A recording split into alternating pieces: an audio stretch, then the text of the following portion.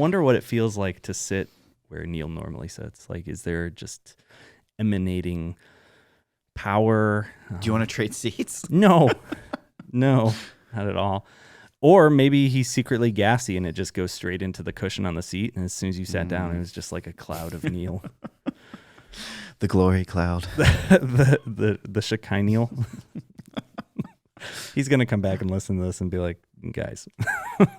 And I'm not cutting this part. This is going to be included. Oh, I'm using it. He's not around to say no. Oh, I know. This is our one time every year. This is our one chance to get away with it all. Oh, my goodness. So how are you? I'm doing well. I'm excited. Yeah. I'm excited to be here. It's so crazy you've graduated from like being a guest to now you're a co-host. Yeah. Oh, yeah. Tell us about that. Like, how does that feel? I don't know. That title just hit me. It wasn't, I guess it hadn't. The nice thing that yet. comes with it is the pay raise. So it's good. Yeah. Yeah. If you look at your pay stub, there's a section that says podcast, $0. But if you get a 50% increase on that. My wife used to, she's a teacher, and she used to coach cheerleading. And those are like add-on contracts to your base salary. Oh, okay. But it was like a year of work and coaching and all the headaches that go with it. And the pay, it was almost like she was getting paid nothing. Like you would not believe how little these people are paid. You get paid in fun. You get paid in smiles. Oh yeah. my gosh. You get paid in headaches. Oh, I'm sure. That's awful. So anyways, you were asking me a question about the podcast. Oh, the podcast. Yes. I'm loving it, Jingle. Oh, for the meet and greet section? For the meet and greet section. Yeah. What about it? I was wondering if you guys had ever explored. Well, I was going to say when we got to the meet and greet. Well, just hold on then. All right. We'll get there. I was going to say, so last week was your 10-year anniversary, wasn't it? It was. Dude. Yeah. That's epic. Yeah, July 7th. It's a decade. Yeah, we got married. And since here. you're 12, you've been married longer than you were alive otherwise. Yeah, it was prearranged. Our parents had put it all together. It's cool. There's a big dowry involved. Was there? Yeah. Was it like 2 pigs and a horse or something like that? 13 cows. Yeah. Dude, that's significant. Yeah, I made the papers. That's cool. Are they like, can you milk them and stuff and you get? Well, there's 6 dairy and 7 meat. Oh, okay, cool. Yeah. You're still eating the meat 10 years later, right? Just a bunch of jerky. That's what you do on your 10-year anniversary. You take it out of the freezer. You take out the freezer. Yeah. Let's thaw out the burger. That's hilarious. That's cool, man. So, I was just thinking about you and thinking about how like you're just a different personality than Neil, and I honestly was not sure what today would be like, and I'm sure people listening are really on the edge of their seat waiting to see what comes out of your face. Yes. What words, what great wisdom. This is your 3rd time being on the podcast? It is. That's cool. Yes. That's pretty great. I feel like at this point you're kind of like an old pro. You've been on more than anyone else other than like me and Neil. So you're just kind of, I don't know. You're kind of a regular now. Yeah. Yeah. It feels more comfortable. Yeah. Like this is the room where I've shot a lot of my Bible studies. So. Oh, that's true. Yeah. How many Bible studies have you done, like video wise? Well, I've done 2 of them in here. Yeah. I think I've done 4 total. So the most recent one was Revelation. Yeah. Cloud Swing Low. Before that was John? Yeah. Okay, cool. Yeah. That's awesome. And then I did 2 up in the mezzanine. Did you really? Yeah. That was my like our goodness. original studio. Oh, like in that, not in the storage area, right? No. Yeah. Beyond the whole soundboard and all that stuff. Oh, where that couch and corner. Yeah. all the garbage is? Oh, yeah. Just keep that out of frame. That's what we did. Dude, it's such a mess. It worked. Oh, man. Okay, so I did want to ask you, like, you used to be a pharmacist? I used to be in pharmaceuticals. Pharmaceuticals. Yes. I was never a pharmacist. Okay, so you weren't a pharmacist, but you were in pharmaceuticals. Yeah, so I went to, my college degree was in biology pre-med. Okay. And I picked pre-med almost on a whim. Not a whim, but it was not a lot of thought was put into it. Yeah. And then you get to college and you start pre-med, and to do pre-med, you have to really want to be a doctor. Oh, boy. Like the first thing they tell you is only 1 in 4 people who start pre-med actually become a doctor. Oh, wow. And so I was one of the 3 out of 4 Yeah. that didn't. To be honest, like the drive wasn't in me, and you have to have a drive to be a doctor to go through everything they go through. Oh, for so sure. Anyway, I completed my 4-year pre-med degree. Yeah. But med school wasn't in the cards for me. Did you set out thinking that maybe it was, or was it just kind of you were never thinking? Oh yeah, no, lines? I definitely set out thinking it was. Yeah. But I really. Probably the best way to put. I hadn't counted the cost. Yeah, it was kind of like such a Christian way of saying it. I know, right? Yeah, that's how Luke would put it. But really, like career day came, and I didn't know what to pick, and I always did well in science and math, and I was like, all right, this is impressive. Yeah. I'm going to tell everyone I'm going to be a doctor. That's cool. And it takes a lot more than just telling people you want to be a doctor. No, it's more than just that. Yeah. They don't just let you be a doctor. That's surprising. Yeah. I thought you just kind of waltz in, put on the white coat, and they're like, where'd you get that white coat? Well, that's what you think when you're in high school. Oh, yeah. Gotcha. Yeah. Okay. That's cool. Okay, so you didn't actually go the route of, becoming a doctor, but you ended up going into pharmaceuticals. Right. What does that mean? Were you a drug dealer? Were you in Colombia? Like, what was that all about?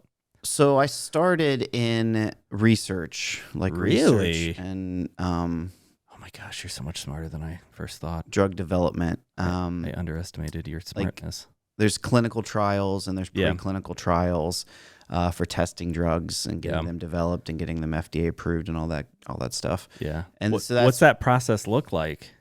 It's insane. Is it? It was eye-opening. Just to know how much is required by the FDA to get a drug on the market. Yeah. Like it's kind of, it makes more sense to me why they're so expensive. Oh, okay. Because drug companies will spend hundreds of thousands of dollars, if not millions of dollars, on studies. Wow. For drugs that won't ever even make it to market. They'll make no money off of because it's not effective or it's not safe or it's not what they had hoped it would do, that sort of thing. So it's like they set out with like 10 different products as possibilities and maybe one will come back that they actually get to move forward with. And so I used to work for a company that would do testing on them for safety and efficacy for drugs that weren't even, like, they didn't have names yet because there was no marketing put into them yet. Would they say like, hey, today we're going to test? Well, they were just like numbers and like formula. Like, okay, yeah, that makes sense. Like just, That's a lot smarter than my idea. Random ID numbers. That shows you what a caveman I am. Yes. So were you the one doing the tests or were they testing them on you? We were like the third party company that would do these independent tests. So we weren't a drug company. And you weren't a guinea pig. We were correct. I was not the guinea pig. So did you guys actually... I had to pay for that pre-med degree. There you go. So when you did the testing and stuff, did you actually get to test on, like, did you actually have subjects that you were testing on, or was it more laboratory experiments and stuff with the... It was laboratory based. Okay. Yeah. And so we would, we'd be that independent third party that wasn't, swayed by the pharmaceutical company, but could still stand up to the FDA and say, these were our results. Yeah. Okay, so your daily stuff was just laboratory, just kind of working with the drugs themselves, seeing how, was it just kind of basically finding out, are they effective for what they're supposed to do and are there bad side effects? Is that basically what it's all about? And then you get that information back to the drug company, or is that to the FDA? To both. I mean, either way. We'd send a copy to the FDA and to the manufacturer. Okay. And so how long were you in that job? Well, I was there for 3 or 4 years. Then I went to another production company. It was actually, wasn't research based. It was production based. It was a company that produced chemotherapy drugs. Oh, wow. Like sterile injectables. Mm-hmm. So we produced the little vials of chemotherapy drugs that had to be sterile. So it was sterile processing. Yeah. Which was also heavily FDA regulated. It's one of the heaviest regulated industries there is. Because when you take a medicine that goes directly into your bloodstream, it bypasses your immune system. It bypasses your stomach acids that can protect you from a lot of things. Yeah. So it's got to be sterile. It's got to be safe. It's got to be 100% certain. Yeah. Wow. That sounds intense. Yeah, it was pretty intense. It was intense to the point that we got shut down. Oh, seriously? Yeah. Wow. We were we were owned by this giant German pharmaceutical company. Schwarzenegger Incorporated. Yes. Yeah. Well, he's Austrian, so yes. I just committed a bodybuilder faux pas. Ugh. Neil's gonna hate Neil would have this. caught that. Neil I is didn't gonna catch hate this that. episode. Yeah. He's gonna be like, dude, you really screwed up. Thumbs down. Yeah. He's gonna give the podcast a terrible rating on iTunes. So so it was a big German company that So they owned us, and we just got really far behind with FDA. Yeah. Like we had something like $900 million in renovations to get compliant. Sheesh. And they eventually just, it was a 1,500 person company, and they just axed the whole company. They said we're gonna take our losses. Holy cow. Yeah. And so then you just decided to be a pastor at that point. That was, I've shared this a couple times from the stage, but that was like that was what set in motion all the things that happened that got me here. The day that, speaking of our 10-year anniversary, shortly after our 10-year anniversary is when that company was shut down. Yeah. I wasn't at work that day. Yeah. Because I was moving. Oh, okay. My wife and I had just signed the dotted line on our first house. Oh no! Because she was 7 months pregnant with our first child. Yeah. And I'm literally in the U-Haul, and my supervisor calls and says, "You don't have to come back anymore." Were you completely freaked out?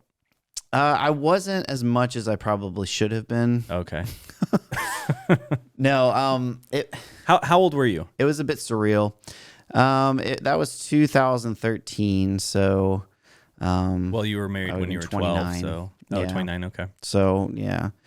The timing, it was unexpected. Yeah. We knew there were going to be massive layoffs, but we weren't expecting Papa Germany to shut down everything. Yeah. And lay off everybody and completely close the doors. Yeah, that's crazy. So that was kind of what set into motion the whole series of events that got me here. But even after that, it wasn't until 2 more years after that when I came on staff at Hope. And you were already attending Hope at that point. You had been for what, 3 years? When I got laid off, just a couple years. Okay. Yeah, we started in like 2011. Okay. In that area. Yeah. Yeah. But I didn't join the staff till 2016, so it was a few years after that happened. So what happened in those kind of in between years between kind of that layoff and then, obviously there began some sort of trajectory at some point to land you here actually on staff? So where I was at, I was happy. I love that job. I was doing well there, and I could see myself retiring from there. Right. I'd pictured that. Wow. But then when I was, laid off and forced to find other work, I found I had contract jobs, and I ended up finding another job in pharmaceuticals.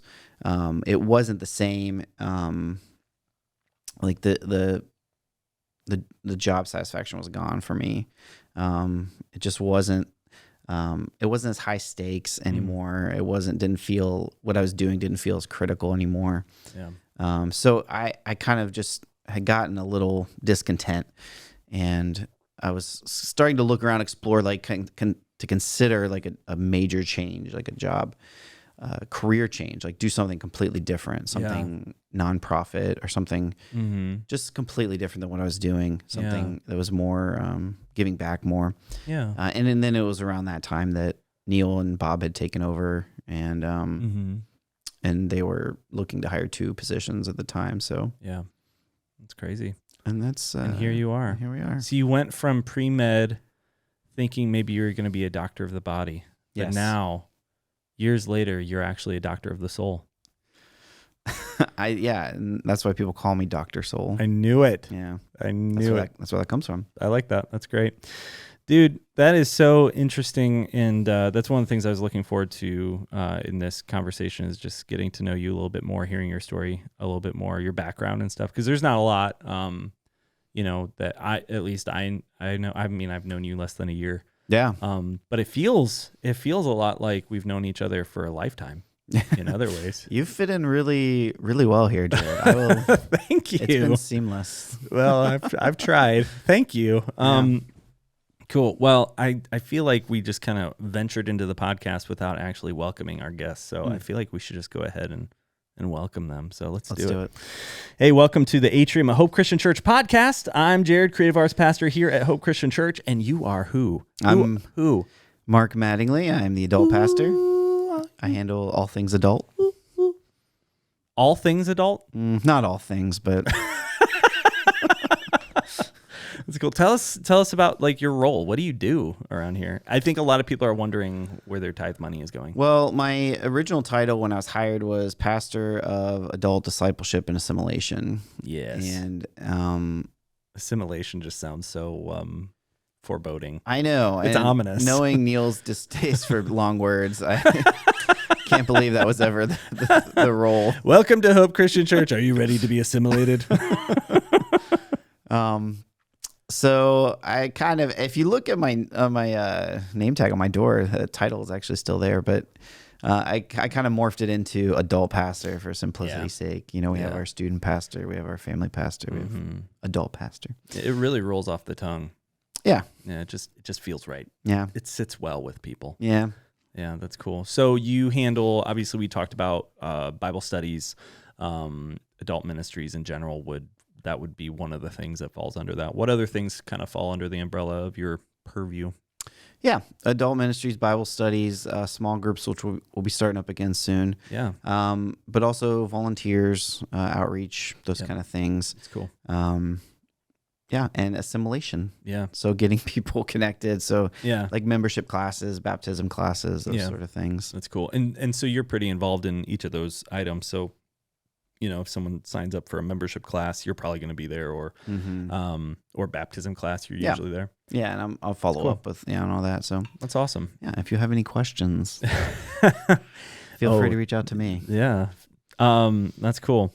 Well, thanks again for being here, and thank you for sharing about your background. Everyone, I'm sure, is sitting on the edge of their seat, waiting for more. Waiting to know you even better. But I'll be here the next 2 weeks. I think it's time. I'll be here next week. Yeah, you'll be here next week because you're preaching, and this is So let's go ahead and move into our favorite segment, meet and greet. Oh, should we call Neil and see if he'll answer and do it for us? Let's just call him. He's on vacation, so I don't know if he'll. I don't know, man. He probably won't answer. After you tried that answering on air last time. Oh my gosh! All right, 2 times ago. Yeah. All right. Let's just see what happens.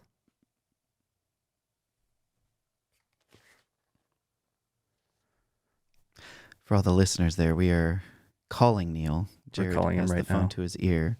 If you can't see the video, he's probably not going to answer. This makes for a riveting podcast. Well, you just never know what's going to happen. It's still ring. He's not going to answer. I know it. What if I call him and he picks up? I would cry. Can we try that? No, I don't have his number. I would be so upset. Like, what the heck? All right. Well, imagine in your hearts the bop, bop, bop, bop. Ba-da-bop-bop. Hey, there you go. If you do it better than Neil, people might start just wanting you on the podcast. Well, I was thinking since Neil takes one note off, maybe I should take 2 notes off. You could. Ba-da-bop. Yeah, that's good. I like that. Yeah. It leaves desire. Yeah. Like, it's incomplete. We need more. And then people stick Which with you. describes my role as host.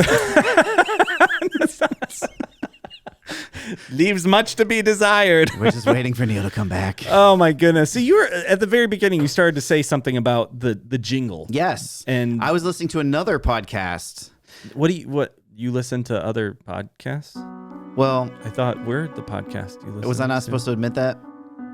I listened to this podcast. Do you mind sharing the podcast? Another podcast. Yeah, which one? I there's a comedian I like, Nate Bargatze. Okay. And he's got a podcast, The Nate Land. Oh, neat. Something or other. That's cool. But anyway, somehow that jingle came up on that podcast, and they were talking about the history of it all.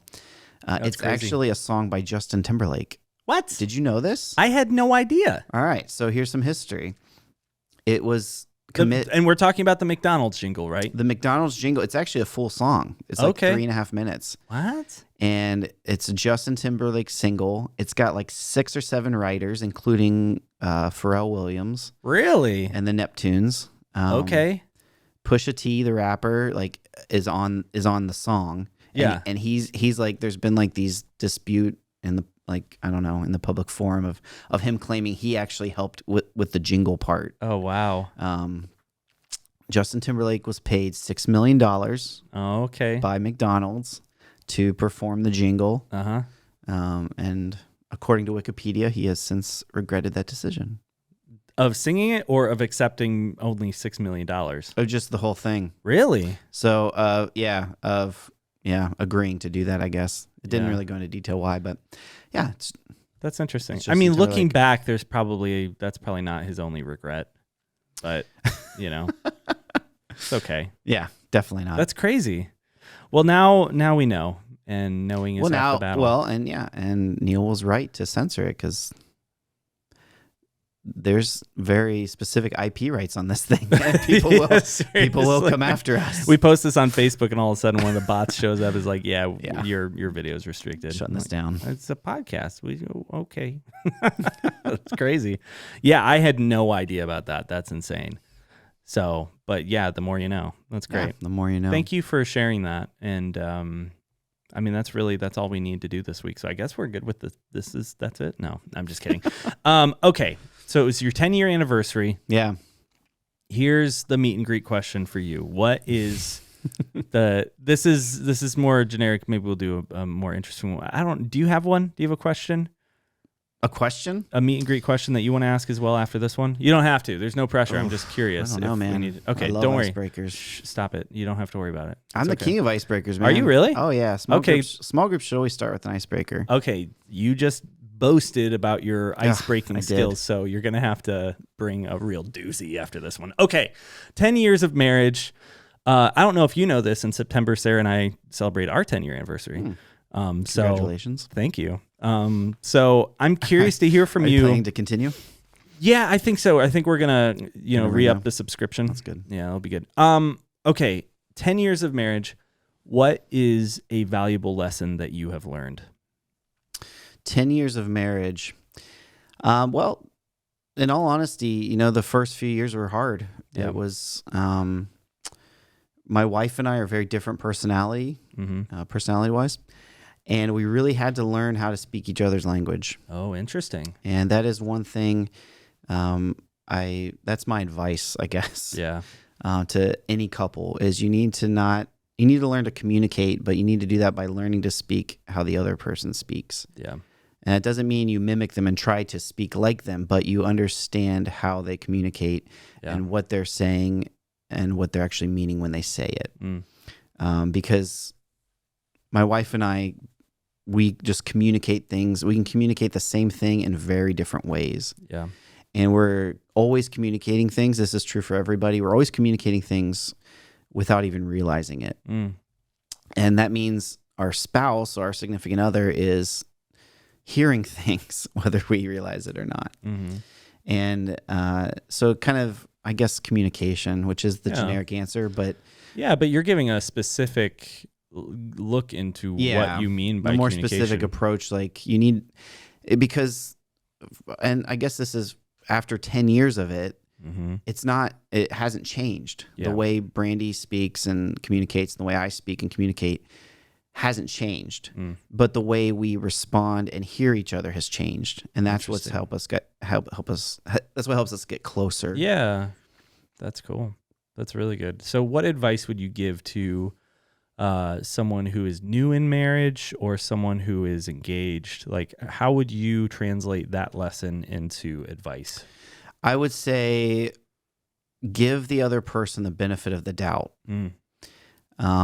You did marry this person or you're in love with this person and they love you.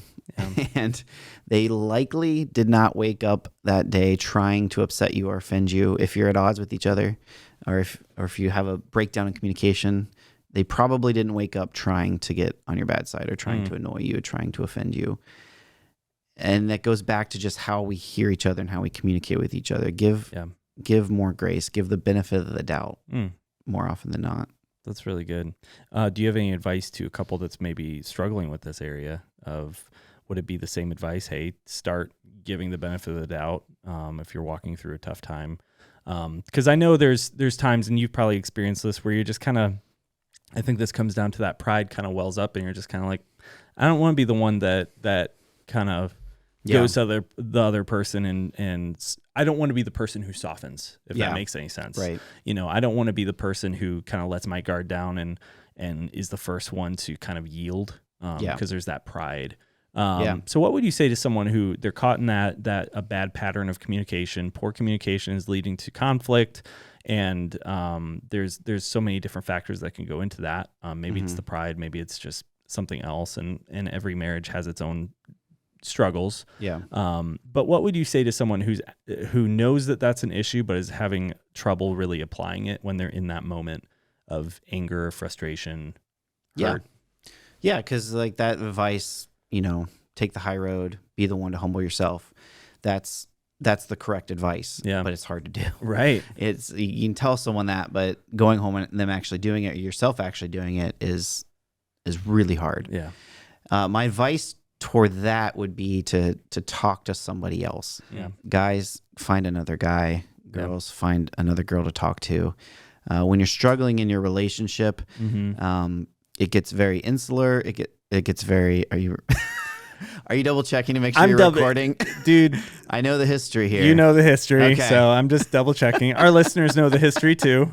There have been lost moments between, at these microphones. I don't want to go through that heartbreak, so you can double check all you want. It is truly heartbreaking. Yeah, you can although I think a couple weeks ago the Lord saved us from, saved me from sinning. So, anyways, I'm sorry. But yeah, that's my advice. Talk to somebody else, because when you are having those relationship battles, it feels very insular, and it can even feel more explosive and deep and dark and bad than it really is. Because a good friend, a good close trusted friend can look at your relationship and see that the two of you still love each other. Even though in the moment it doesn't feel like that. And they can give you some kind of objective advice. That's good. That they're seeing from the outside. And it also usually, if you talk to somebody else, you can also get another personality coming approaching the problem, right? And get their buy into it. And they say, "Well, man, my wife said this, and this is what she meant." And then you talk to somebody about it, they're like, "Well, you could also take it this way. She might have meant this, really." But I think that's been something, even the last couple of years, my wife and I, as we grow closer, we realize we need those relationships outside of our own relationship to help support us and love us and help us see things more clearly. That's good. That's really good. That's great advice too. Just, you're going to be feeling all kinds of things and probably not thinking super clearly when you're in that moment of, if you're in the middle of a conflict, if you're in the middle of frustration, if you're in the middle of anger towards your spouse or whatever, but to kind of be able to step outside of the situation, you'll be free of like all of those super, passionate feelings of that moment, and be able to think a little bit more clearly. And some of the best advice that I've ever received is that you don't want to make decisions about how you're going to handle that conflict from within the conflict. Like, step outside, and the time to talk about how you're going to deal with that conflict is probably before the conflict blows up again. So if you're going to discuss how a particular issue or something with your spouse, go to them before you're experiencing the issue again, and have like a conversation when you both are like cool-headed and in a better moment, is some good advice that I've received, and it's true. So that's really good, man. Thanks for sharing that. Now, you said that you're the king of icebreakers.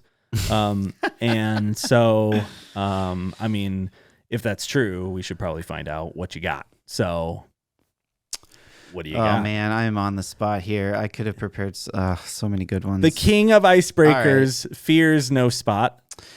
Let's see. Fear's no What putting on the movie? spot. What movie would you want to forget? What movie would I want to forget? To be able to experience again. Oh, to experience again? Oh, goodness. I would say Lord of the Rings. But so this is difficult. So I love the Lord of the Rings movies. I love the Lord of the Rings as books. But everything that I've heard, so my experience of Lord of the Rings was movies first, then books. And so what I've heard from a lot of people is that the movies were good, but they were disappointing based upon, the original content that they remember being in the books. Yeah. And that's generally how it goes, right? Yeah. You have a book, but then they have to figure out a way of translating it effectively to the screen.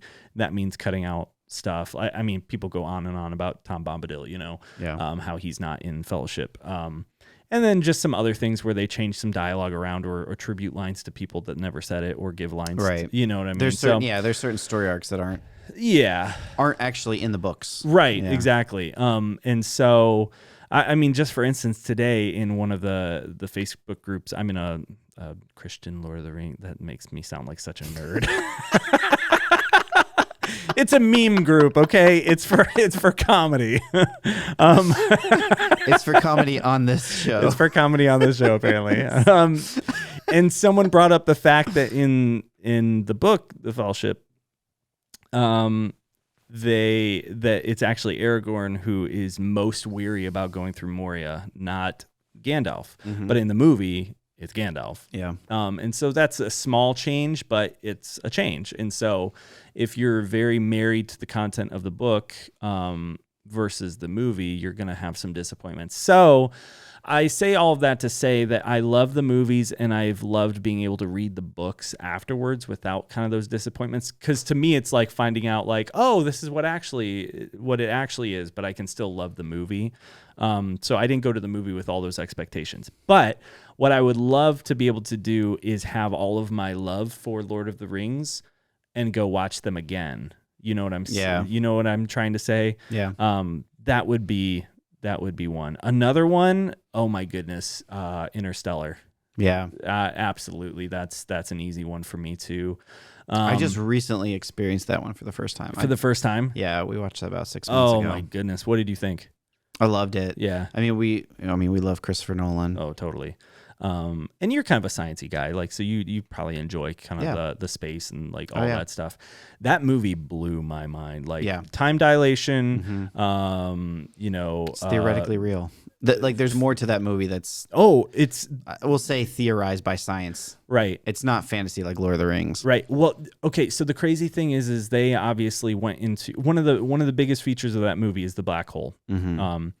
And one of the hardest, most difficult parts of producing the movie was creating the black hole. What would a black hole actually look like? Because we've never actually seen a black hole. We know mathematically what it does and what we can approximate what it might look like. But they created a program that took all of the information in and actually rendered an image of a black hole. Yeah. So that, first of all, if you haven't seen the movie, go see it because it's amazing. It looks incredible. It's scary and freaky to see a black hole. But the part that's mind-blowing is after the fact, going and reading the papers, going and reading more about these things and realizing, oh, this isn't just a sci-fi movie. Like, this stuff is based in, obviously, some of it theoretical, but it's real. It's legit stuff. But then a couple of years ago, when they actually finally were able to capture an image of a black hole, which was, I believe it was Sagittarius in the center of the Milky Way. Was it that black hole or was it a different black hole? I want to say it was ours, but was it? I don't remember them saying it was ours. But I can't remember. I don't remember which one they said it was. A black hole though, right? And the image that was produced was very close to what was in the movie of scientifically this is what it would look like. So that it's just a really cool confirmation of this movie isn't just, throwing out like, let's make it big and explosions and cool looking for the sake of selling tickets. It's very scientifically interesting. The other thing that blew my mind is the time dilation. I didn't know about that. Obviously, some basic physics stuff like MC squared, blah, blah, blah, blah, blah. Some stuff like that. But then, this idea of relativity and how gravity affects not just how light moves, but also time itself. And then reading that it's observable, like it's experienced because it's observable even now with the space station, with the International Space Station, that if there's a clock on the surface, if I have a clock right here next to me on the surface of the Earth and they have a clock up there, over time, there is an observable difference in how time changes and how time moves. It's not much. It's like it's teeny tiny. It's over the course of like 2 years or something, but you can see insane. It. Yeah, like for the space station. Yeah, because it's so close. So that is a real thing blows my mind. Yeah, insane. All of it is nuts. So, anyways, Interstellar is not only a fantastic movie, a very interesting story that's fascinating. Yeah, and some of it is a little, it's still a science fiction movie, but. Overall, it's just driven me into more of a love of space. And the other thing that I love about that movie is that they do such a good job of creating a sense of scale. Like the scene when they show up to Saturn, and it's kind of like there's the sun, there's Saturn, and there's a tiny little glint, and that's their ship. Like seeing it in the movie theater really was just like, oh my gosh. This is incredible, Yeah. And I've had conversations, I think on the podcast, like during one of the early ones, me and Neil were talking about this, and like I have a very real disappointment that I will never get to go in a spaceship and look out the window and see Saturn right there. But what's cool is I have a telescope and I can aim it at Saturn and I can see Saturn. You can see the rings and it's like real. It's not just a picture. It's really there. And it's just like, oh my gosh, this is so insane. You need to start a Christian Lord of the Rings astronomy Facebook group. Complete the trifecta. How do those connect? I don't know how Lord of the Rings and astronomy connect. So anyways, oh my goodness. How about you? What is a movie that if you could forget and go back and rewatch for the first time again, what would it be? Oh, I don't watch movies. I know you don't. You hate movies. Cinema is just a sin to you. I put the sin in cinema. Oh boy, that was clever. Probably another Christopher Nolan movie, The Dark Knight. Oh yeah, dude. Like, I've always been a Batman fan. Yeah, he's been my superhero. Yeah. And then Batman Begins came out and it was good. Yeah. It wasn't like people were saying it was like perfect. I never thought that. And then Dark Knight came out, and I thought Dark Knight was pretty much perfect. Yeah. For what Batman should be. Yeah. Yeah. Man, it's a great movie. Yeah. A great sequel. I don't even think of it as a sequel. It is a sequel for sure. It is technically, I almost think of that as the movie, and then Batman Begins is the prequel. That's the prequel. Yeah. That's fair. Yeah. The Dark Knight Rises is the sequel. Yeah. There you go. Yeah. Dark Knight is 10 out of 10. Absolutely. Very cool. Well, thank you. That was a great icebreaker question. Can I ask a follow-up icebreaker question for meet and greet? And this is the question I thought you were initially asking me. What is a movie that if you could forget, you would forget? Oh, man. So many of them. Yeah. Do you have like a most hated movie that you just absolutely can't stand? Most hated movie? Oh, now I have to dig through like repressed memories. We're really getting into your emotional life here. It's hidden for a reason, Jared. Don't make me dig this up. Uncover the darkness, Mark. I don't know. I'm really selective as to what I don't watch a ton of movies, so I'm really selective as to what movies. So generally, you're probably not going to watch. You're not really going into many movies eyes closed. Like you're kind of ready. You're not really going to spend time watching a movie. Like it's a lot of time to watch a movie. So like I'm not gonna like, oh, this is on Netflix. Let's try this. Right. Yeah. And that very rarely happens. Okay. That's fair. I can share one right off the top of my head. Go for it. Yeah, I'll continue thinking about it. So last week was 4th of July. Yeah. And, there's two directions you can go with that if you're going to watch a movie. Go the patriotic direction. You're like, well, let's watch The Patriot, which is a very not historically accurate movie, but still enjoyable, and it feels very American. Or you can just go and do Independence Day with aliens and stuff, and one of the greatest speeches in a movie ever given. Yeah. Which, I don't know how highly rated that movie is. I love it for what it is. Like, it's not, I don't think it's one of the greatest movies ever made, but I still think it's a great movie just for movie's sake. But the president's speech at the very end, that will go down as one of the greatest movie speeches I've ever heard. It's just so incredible. Yeah. So we watched it, and it occurred to us, hey, there was a new Independence Day that came out in 2016, 20 years after the original one. Both of us have never seen it.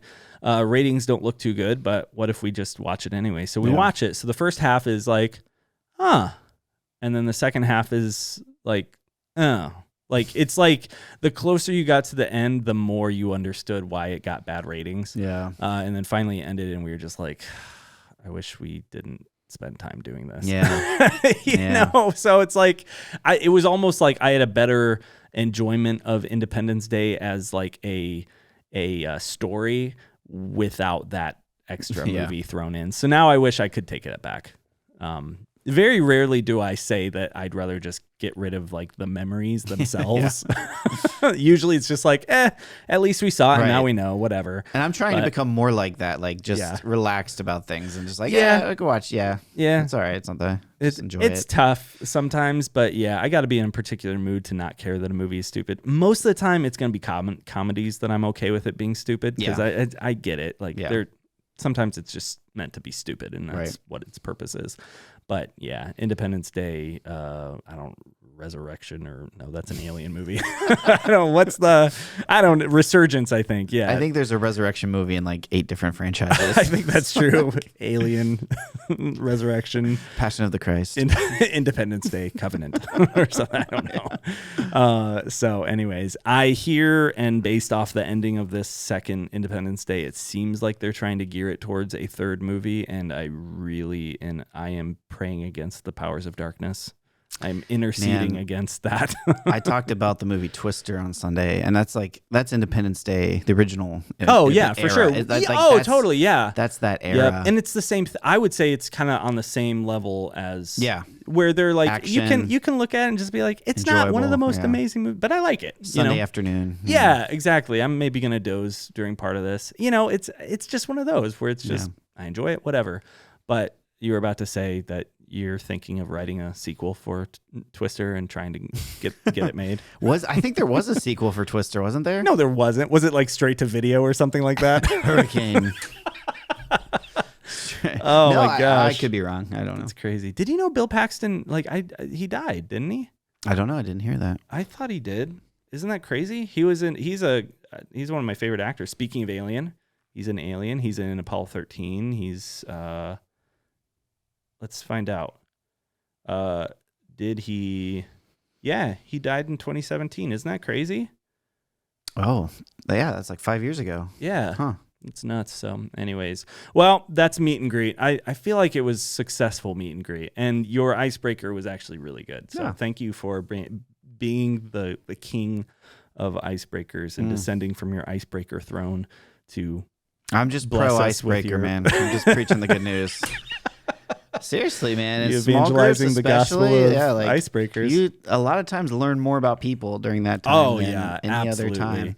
Yeah, there's definitely and a it gets skill people talking. to coming up with good icebreakers. There are good icebreakers and there are bad icebreakers. Yeah. Yes and no questions are bad icebreakers right off the bat. They have to be open-ended, let people discuss, and it has to be there has to be controversy in there. Not like serious controversy, but like I don't know. You're not going to be like who here has committed murder or something like that. So anyways, all right. Well, we've got a question in relation to Summer Storms, the new series. So before we do that, would you want to kind of talk through like the series? I mean, you knocked it out of the park. Like, I can't believe we're going to stretch it to three episodes of Summer Storms with this first one was just epic. It feels like Interstellar. It feels like this is complete. This is beautiful. But if they wanted to do a sequel, I'd be okay with it. You're like the Christopher Nolan of sermons. Whew. Wow, that's quite the compliment. Why don't you tell us a little bit about the series, like kind of how it came about, and then kind of talk about the Sunday. How do you think it went? I'd love to hear about it. Yeah, so the series is based off of the two events in Matthew, the two storms in Matthew that Jesus kind of walks his disciples through. The first storm, this first storm actually being Jesus when he falls asleep in the boat and the storm happens around them and the disciples freak out and wake him up. Yeah. That's actually the first one chronologically. The second one, which we covered this past week and the first week of the series, is when the disciples are sent out onto the Sea of Galilee, and then Jesus comes to them walking on the water, the miracle of the walking on the water. So the summer storms idea, the idea of the series is, what is Jesus teaching us and the disciples through these storms? Like, why include these storms? Why, obviously there's miracles there, but it's more than just Jesus performing a miracle, specifically because these were miracles that weren't to the general public. These weren't general, like the feeding of the 5,000. Right. This was just for the disciples. And in some ways, I think that means there's maybe something. Well, I know there's something there that we can learn as disciples of Jesus today. What was he teaching them that we can apply, that we can understand from that? And the idea is, how do we approach storms? And I've drawn this parallel of storms in our life aren't real storms. It's not rain and thunder. It's stormy weather, trials in our life. Yeah. Pain, suffering, temptations. Yeah. Because we know we experience those things. We go through stormy weather. So what can we take from what Jesus was teaching his disciples and apply it to our own life? Yeah. And this week was the first week was kind of the approach. Like, how do we approach storms? And I kind of wanted to encourage us to look at God's sovereignty and be prepared. Peter tells us, don't be surprised when these things come upon you. The disciples were probably surprised. They weren't expecting to get into a boat and have to fight this storm all night long. Yeah. And then that perspective of God being sovereign over the storm, and the title was God of the Storm, is that he will put us into storms to grow us, to mature us. Yeah. Spiritual transformation will happen because of it. And we can either lean into it and grow from it, or we can resist it. We can run away like Jonah did. We can fight it and then just be all the worse off for it because we've been battered by a storm and we still haven't learned our lesson, so to speak. Yeah. But we've also missed an opportunity of Jesus trying to grow us. That's good. That's really good. And you hit on something that I thought was really, really important for this. And it seems to be almost like you are kind of creating a foundation for understanding the storms of life before diving into them deeper in the rest of the series. That's really what this one felt like. It's almost like a theology of God's sovereignty in the storms, which was really helpful.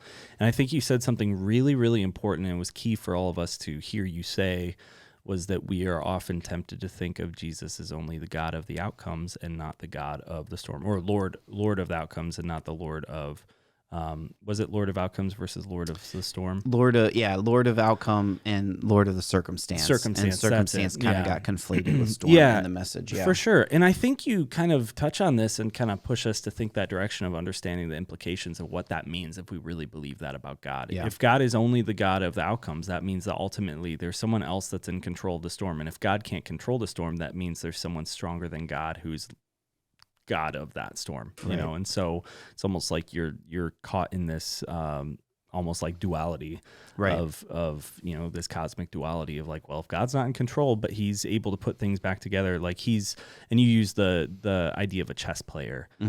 We often sometimes think of God as like he's just scurrying around, picking up the pieces and putting together something really interesting, rather than being from the outset having a plan, being the master planner of the things and knowing exactly what he's going to do with our lives. Do you mind talking about that a little bit more? Like, how do we combat that kind of thinking? Yeah, and we have a tendency not to want to think that way because we don't want to think God would put us into a storm because some of our storms are hard and heavy. We go through a miscarriage. Yeah. And we don't want to attribute that to God. Right. Because we think if God put us in that storm, then he's responsible for it. Yeah. And so that goes down the line of thinking, is God responsible for sin? Right. And I know you guys have touched on that and talked about that here a lot on the podcast, and that's a whole other conversation. Yeah. But if we, as you guys have talked about in the past, if we can make that distinction and know God is not responsible for sin, and not responsible for the death in our lives, we can understand that the storm is still for us and God is still sovereign over it. Yeah. And from that, we can still grow from it. We can still learn from it. We can still mature from it. But we resist that thinking because we don't want to put that on God. Yeah. We want to think of God for all the good things in our life, and as rightly we should. But again, it goes back to, if he's not completely sovereign, then that means there's something out of his control. Right. There's some other force or some other being or something out there that is working against him that he's not aware of, and he can't control. So that means eventually, theoretically, something could happen that takes God by surprise and he can't deal with. Well, that's the implication, is that ultimately you can't have any security in the middle of the storm, because you would have none. Because you never really know. Like, well, this might be the storm that God can't handle. Maybe this is the this is the storm that completely destroys my life, and I'll be lost at sea. Right. So and that also kind of sheds light onto the proper definition of Christian hope, because hope is not what the world offers. It's not, Christian hope is not worldly hope. Worldly hope is, man, I hope the Browns win the Super Bowl this year. It may happen, it may not. Christian hope means we put our hope in Jesus Christ, knowing that he is the one that's sovereign. Yeah. And it's not like a hope as in it may or may not happen. It's a hope as in I'm waiting for it to happen. Yeah, that's good.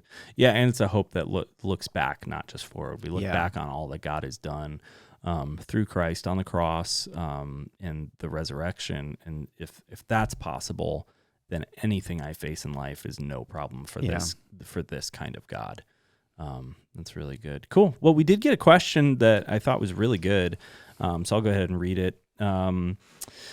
So this question comes from Mark Summerstorm sermon during the part about perfecting versus correcting. I forgot I printed this and it all screwed up, so I'm going to read it off my phone.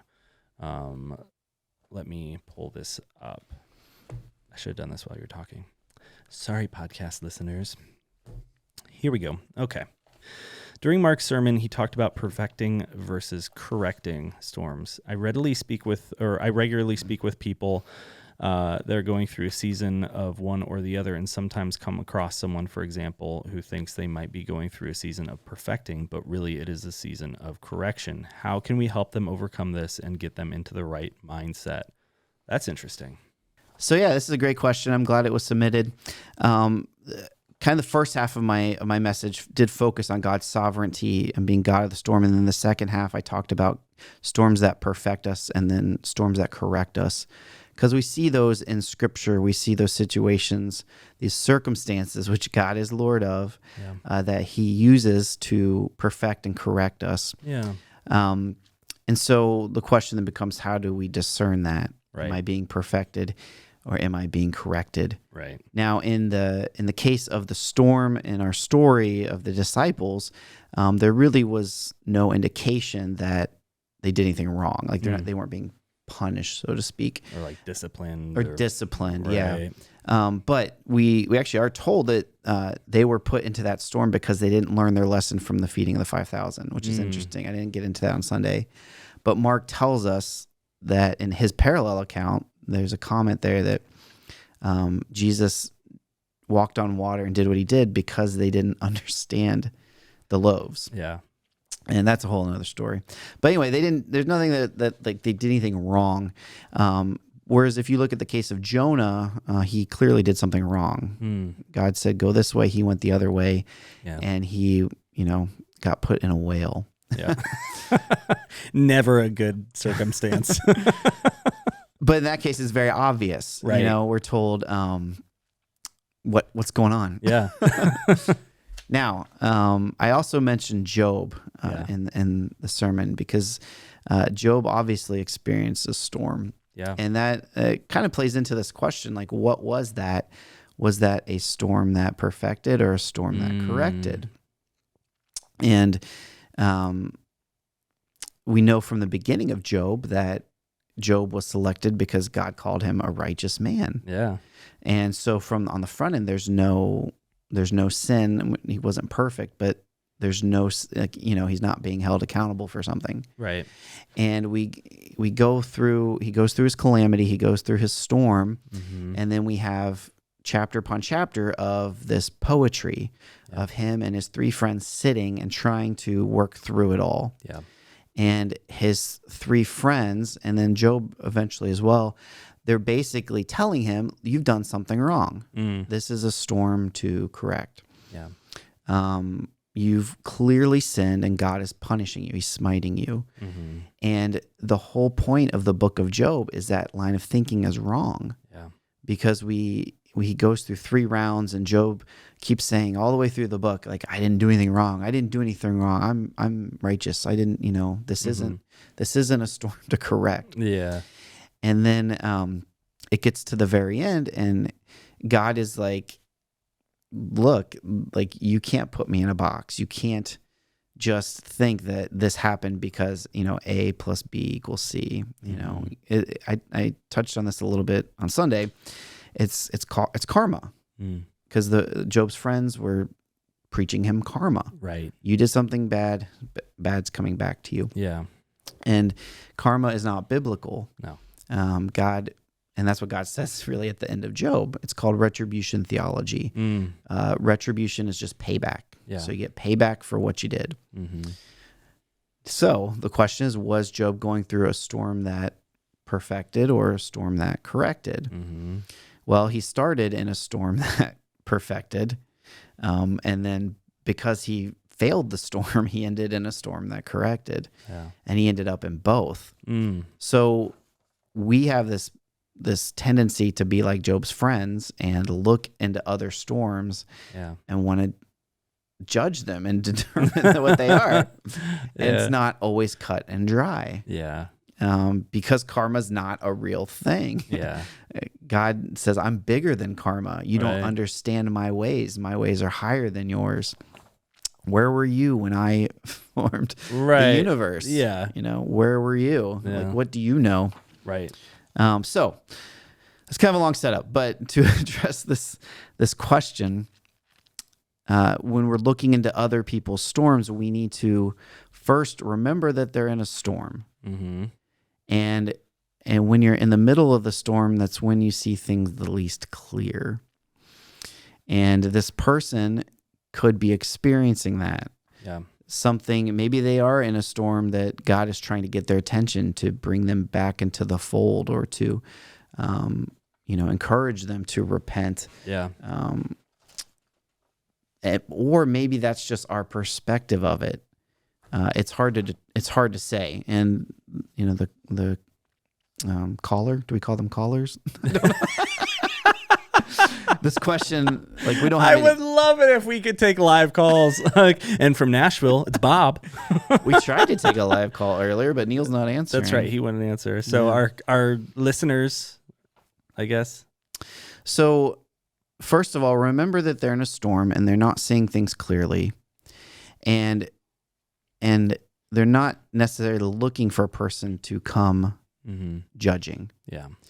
And ultimately, it's not up to us to judge. It's up to the Word of God to judge. That's good. So if you think they're in a storm of correction and they're, first of all, it's good that they think they're in a storm of perfection.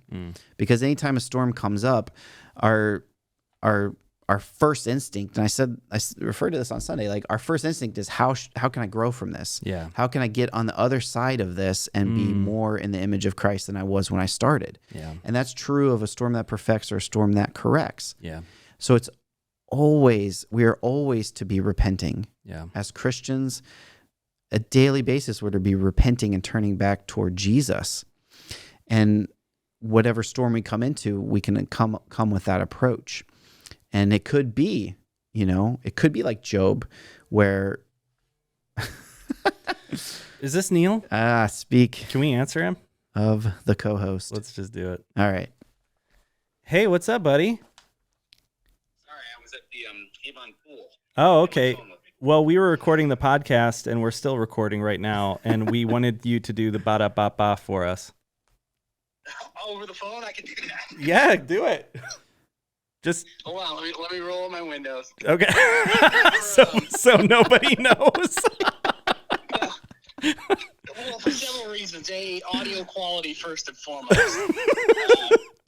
Second reason, yeah. That way people don't think I'm crazy. Because if I'm at a stoplight, I'm just going ba-da-ba-ba. That's probably more common than you think. It might be. Yeah. There's some weird stuff that happens at stoplights. Yeah. I've never podcasted in swim trunks before. This is good. It's got to feel like especially vulnerable, doesn't it? I feel vulnerable and cold. Do you want to should we FaceTime so you can feel even more vulnerable? I'm just joking. My hair is unbelievably curly right now. I look like 90 or early 2000 Justin Timberlake. Oh my gosh. Oh, what? Did you just say Justin Timberlake? Wow. Dude, that is so ironic because circle. Mark shared earlier in this episode that the Ba Da Ba Ba song is actually sung by Justin Timberlake. Is it really? Yes. Yes. I didn't want to tell you guys, but we're pretty tight. 18 I knew it. I knew it. All right. Well, you tell me when to do it. Oh, dude, you're literally. I'm holding the phone up to my microphone. We're recording you as you speak. So this is fantastic. Yeah. So say hi to everyone. Like everyone. Hi, everybody. As you can see, vacation's going well. Getting the break I need from the guys. So, yeah, I've been texting with Bob all morning, so it's so far go now. No, this is good. Well, so is meet and greet done? You're just going to splice this in? Oh, yeah. We're way past it. We're like at the tail end. Okay. We're discussing really deep, important things. I guess I already did the butt up, but I can do it again if I need to. I don't know. Do you want to do it again? You don't have to. No, I feel great. Okay. I feel good about it. Okay. Good. All right. All right. Well, you guys keep solving world problems. I'm going to go back to drying off and whatnot. All right. Good luck.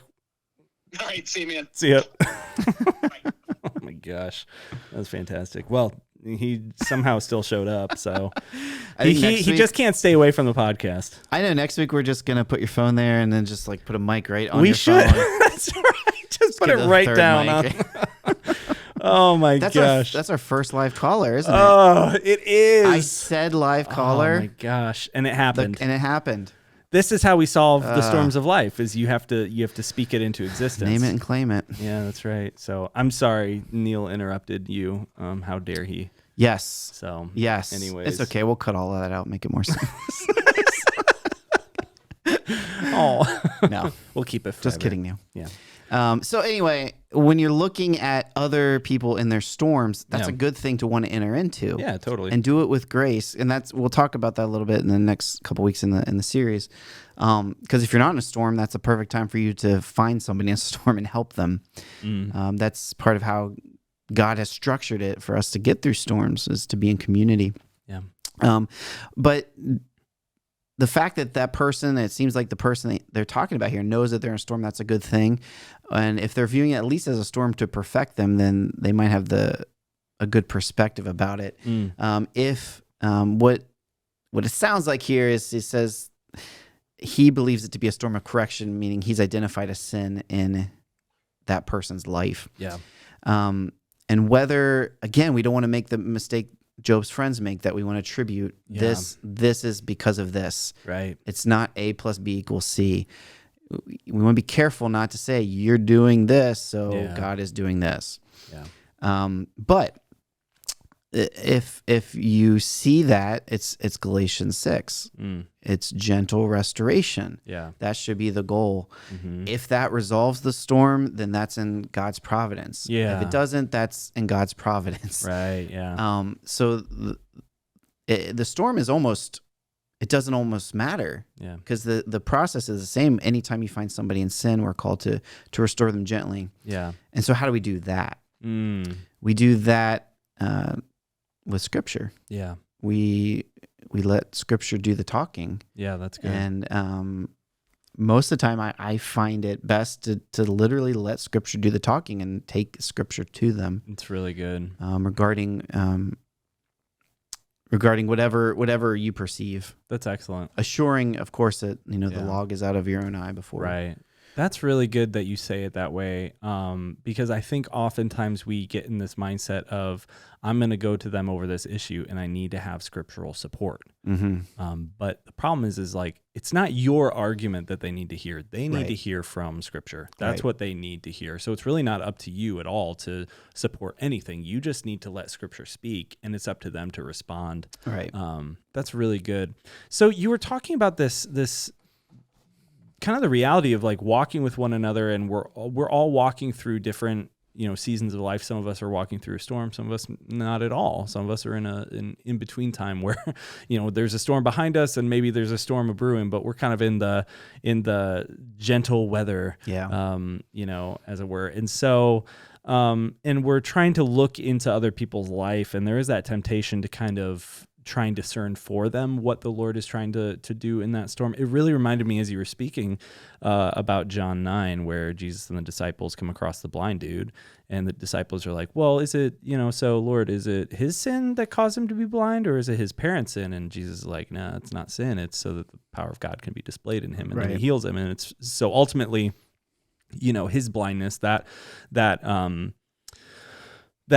storm in his life, to some degree, was ultimately for the glory of God, and certainly it's unique circumstance where Jesus is again affirming his deity, showing his power, showing that he's God. But all that's to say is that God has purposes in the storms that sometimes don't have to do with our sin, and it's usually not up for us to decide for someone else, what that storm is for. Mm-hmm. And so, but yeah, I thought that was really good the way you worded that. That's strong. So it's good, man. Do you have any other thoughts on this question or on the topic itself that you want to share?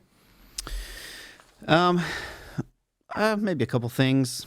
I wanted to, one thing I left out that I didn't have time to get into too much was that I love context. Yeah. And I gave a lot of context with how this storm story related to the feeding of the 5,000. Yeah. But if you look back even further, there's more context to the story. And that context is that Jesus had just found out the news that John the Baptist was beheaded. So earlier in chapter 14, which is where we were in Matthew, we're told that Jesus gets the news that John the Baptist is beheaded. Right. And then he goes off and goes up to the mountain to pray.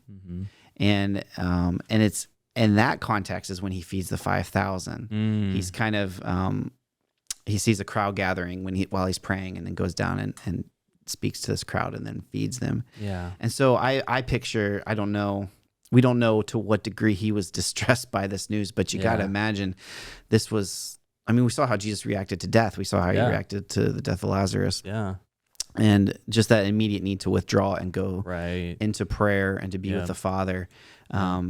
First of all, he's giving us the immediate proper response to a storm is to take it to the Lord in prayer. Yeah. Is to go That's up on good. the mountain by yourself. Yeah. But even in that, he is still serving people. Yeah. He's still going down and feeding the 5,000. And then immediately, the word immediately, which I unpacked on Sunday, then immediately he made the disciples get into the boat. Yeah. And he's still in his own storm, probably. Yeah. But he's still teaching and serving and looking out for the good of his disciples. Yeah. I thought that was a really powerful thing. Yeah.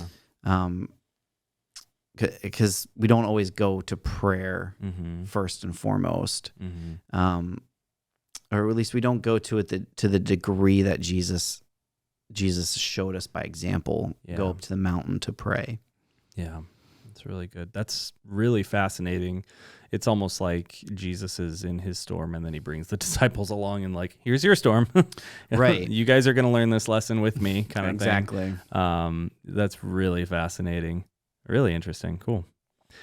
Well, thank you so much for everything you've done to put together this series, and I'm really looking forward to the next couple weeks. So you'll be up this Sunday, and then Bob will be up the week after to finish off the series. He'll be closing it off. That'll be great. Awesome. Well, great job, and thank you again. This was awesome. So, man, great conversation. a little bit different flavor, but it's amazing that, you show up and it's still just a top tier podcast. I really am. Well, we made history. Our first live caller. That's right.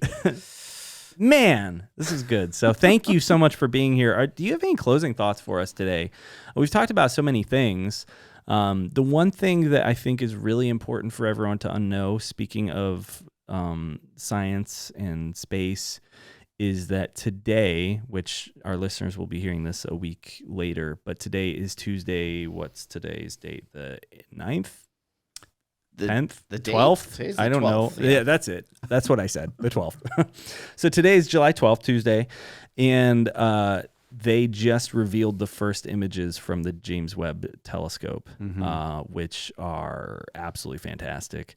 We're now able to see further into space than we've ever seen before, seeing clarity and being able to observe new things. Like they were just on the live stream I was watching today, they were talking about an exoplanet that they were observing, and they can't directly observe it because it's still too far away and too small.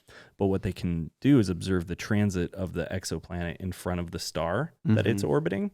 And the way that the star's light is transmitted through the atmosphere of the exoplanet, they can determine the contents of that planet's atmosphere based on how that light shines through when it transits the star. And so they're talking about this star is closer than Mercury is to the sun around its star.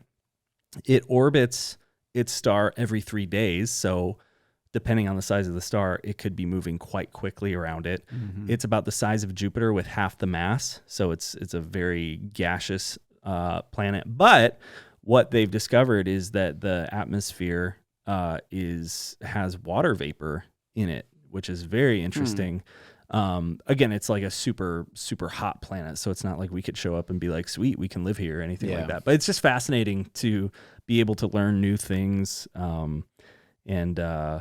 It's just exciting that even though, as a Christian, I see a lot of that stuff, and I know so many of those scientists share the worldview that we have of the world and of the universe and of God as its creator, but there's others that don't, and they have a different worldview, and they don't attribute glory to God when they see these things. Even so, now we've been gifted these images that are so powerful and so beautiful and show how vast the universe is and how glorious God is. And so I'm kind of celebrating that today and just thinking a lot about that. And I encourage our listeners to go out and go online, look at those pictures. I mean, it's crazy because once you look, once you're looking at a certain distance, like you're not looking at stars anymore. You're looking at individual galaxies. Yeah. And so if you just sit and think about that for like 2 seconds, your ears will start bleeding because it's unfathomable. Yeah. One of the things that's difficult is that because of how light works, we can't see them with our naked eye. They have to be enhanced, and that's why we put a telescope out in space, not behind our atmosphere, but out in space, far away, always facing away from the sun. It has to be cooled to a certain temperature to work properly, all this stuff. But you see these pictures, and again, this goes back to what I learned from Interstellar with the gravitational lensing, that you see that when there's massive gravity involved, light literally bends because of gravity and stuff. And so seeing these images of thousands, tens of thousands of points of light, all of which are galaxies, and then you see they almost look smeared at an angle because they're being the light is being bent by the gravity of other galaxies, and it's just incredible. So I don't know if any of you guys are sciencey like that or enjoy that sort of thing. I have these conversations with Sarah, and she's just kind of like, yeah, that's cool. I'm like, dude, care. So I don't know if any of you out there care, but if you do, it is a fascinating day for space. So I encourage you guys to go out and, like we said, it's a week later, so maybe you guys have already seen it. I'm sure the pictures will be everywhere. But if you haven't looked, go to the NASA website, download the full resolution images, and just zoom in. Yeah, it's amazing. So, anyways, all right, dude. Well, thank you so much for being on the podcast. This was episode 22. Yeah. Yes. 22. It's amazing. Yeah. That's so cool. Feeling 22. Is that a thing? That's a Taylor Swift song. Oh, okay. I'm a man of many flavors. I like space, but somehow I still have information related to Taylor Swift. So there's You're a that. Renaissance man. Yeah, that's what it is. Anyways, all right. Well, thanks for being here. Thanks to our listeners. If you have questions for the podcast, you can submit them to podcast@hopechristianchurch.com, or you can text them to 440 Hope. Oh, okay. There you go. So we're going to try that again. You can text them to 440 Hope 222. That was good. Yeah, that's awesome. All right. Thanks for listening. Thank you. We'll see you guys again next week. Bye-bye. Bye.